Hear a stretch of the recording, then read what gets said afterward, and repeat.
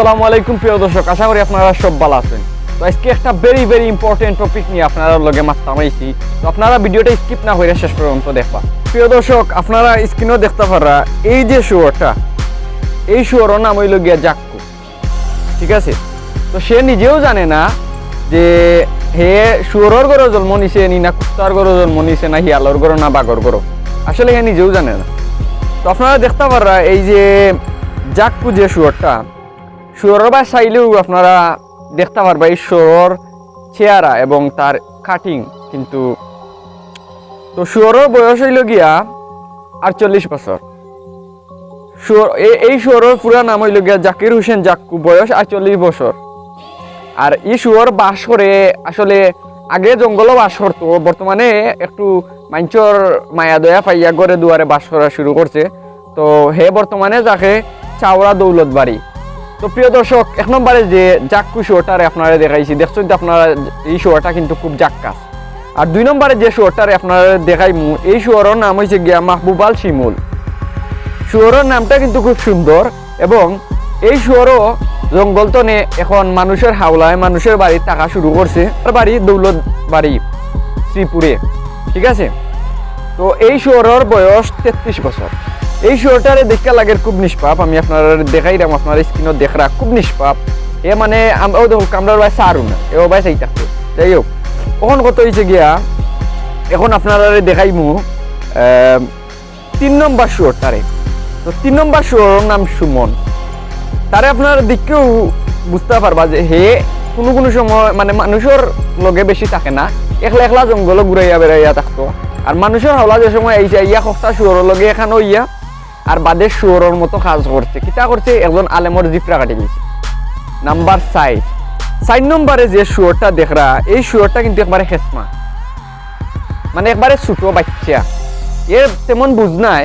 এই যে বড় বড় শুয়োর আইন আসুন ওটায় মানে তার জন্ম হওয়ার পরে যদি হে কুত্তার লগে দিত গি, হে বড় হইল নে আর হে নিজের কুত্তা মনে করলো নে।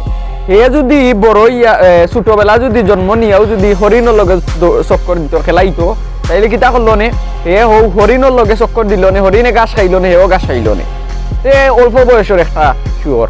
তো আপনারা দেখতে পারা, আমি আপনারা দেখাইলাম, আপনারা স্ক্রিনও দেখতে পারা এই শুয়োরটারে। এই শুয়োরের বয়স মাত্র 20 বছর, একবারে খেসমা বাচ্চা। মোহাম্মদ আমিরুল ইসলাম ভ্রমণ তার নাম। তো গাইজ, অবশেষে জানা গেছে যে এটা শুয়োর নাই, এটা আসলে মানুষের গড় শুয়োরের বাচ্চা জন্ম নিছে। আপনারা সকলে জানেন আমরা বাংলাদেশও একটা নেক্কাজনক ঘটনা ঘটছে। কিতা করছে, একজন হুজুরের জিব্বা কাটি লিছে। এই যে আসামি হল, এই আসামির মাঝে এই প্রধান 4 আসামিরে ধরাইছে।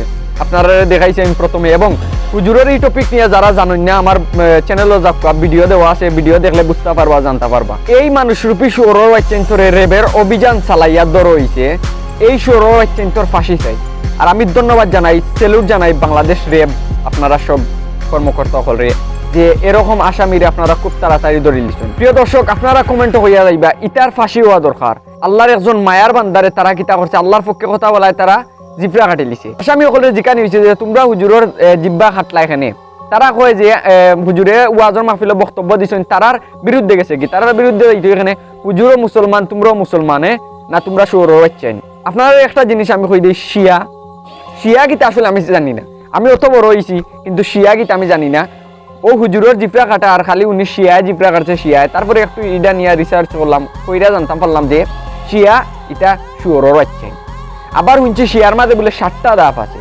তো 2টা দাপ না একটা দাপ বলে নাস্তিক কাফের মতো আল্লাহর রসুলরে বিশ্বাস করে না। শিয়া যারা, তারা আল্লাহর রসুলরে বিশ্বাস করে না, তারা আল্লাহরে বিশ্বাস করে। কত বড় নাস্তিকর বাচ্চা। ইসরায়েলও যারা মুনাফিকর নাস্তিকর বাচ্চা, আমরা নবী হযরত মুহাম্মদ সাল্লাল্লাহু আলাইহি সাল্লামরে শেষ নবী মনে করে না। যাই হোক প্রিয় দর্শক, আমরা এই আসামিগুলার ফাঁসি চাই। যদি ইটার ফাঁসি না হয় তাহলে আরো আসামি হলে তারা সাহস পাইলিব। আমরা 90% 99% মুসলমান দেশও যেন এরকম কাহিনী আর না ঘটে। ধন্যবাদ ভিডিওটা শেষ পর্যন্ত দেখার। ভিডিওটা শেয়ার কইরা দিবা পারলে, আর আমার চ্যানেলটা সাবস্ক্রাইব কইরা দিবা। দেখা হইব নতুন একটা ভিডিও। আসসালামু আলাইকুম।